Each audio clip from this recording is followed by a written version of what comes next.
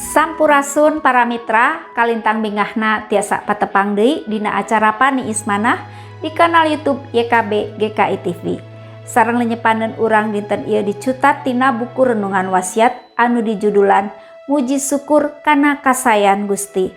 Dumasar kitab Jabur pasal 13.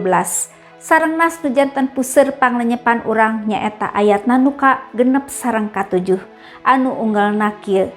Margi abdi ngandel kana satia asih Gusti. Abdi bingah rehna Gusti kersa nulungan. Ka Gusti nun pangeran abdi muji syukur rehna Gusti parantos sakitu saena ka abdi. Para mitra raresep nyanyi teu seueur mangpaatna nyanyi teh. Emma Kais dina artikelna nyeratkeun yen ku nyanyi urang tiasa ngabang-brangkeun suasana ati, ngolah napas, olahraga, ngedalkeun ekspresi sareng ngawangun relasi. Nyanyi teh teu birek deui kanggo panganut Kristus mah. Ku nyanyian urang muji syukur sareng ngemut kana wangun karya Gusti nu parantos nyalametkeun urang sareng ngarefleksikeunana dina hirup urang demi tuwuhna iman. Para mitra, Raja Daud mungkas panedana ka Gusti ku nyatakeun imanna. Kanggo Daud satia asih Gusti nembus sadaya kaayaan. Gusti salawasna ngersakeun usahe kanggo anjeunna. Kumargi kitu nalika nyorang ka gimir kasieun alatan masalah hirup, Daud ngemut kana kasayan Gusti nu tos dialaman di mangsa kapungkur. Paneda Daud ka Gusti telekasan dina gegelendeng sareng putus asa. Nanging anjeunna muji syukur ngamuliakeun sareng iman ka Gusti dina kahariwang hirupna. Daud milih pikeun tetep ngandel kana satia asih Gusti sareng muji syukur kana kasayan Gusti.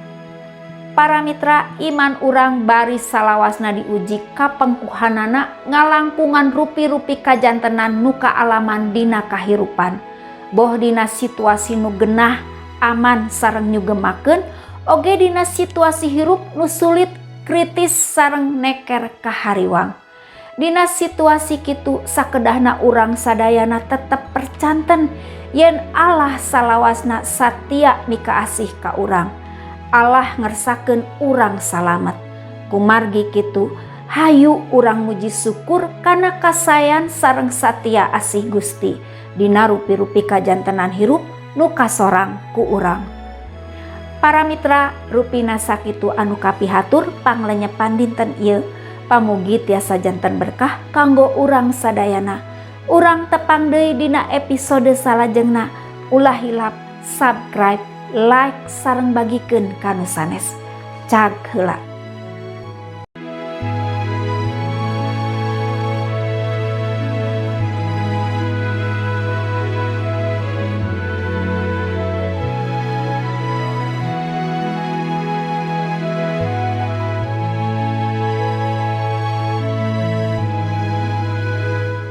Sahabat, mari dukung pelayanan dan pekabaran Injil melalui YKB dengan membagikan link acara ini kepada sebanyak mungkin orang.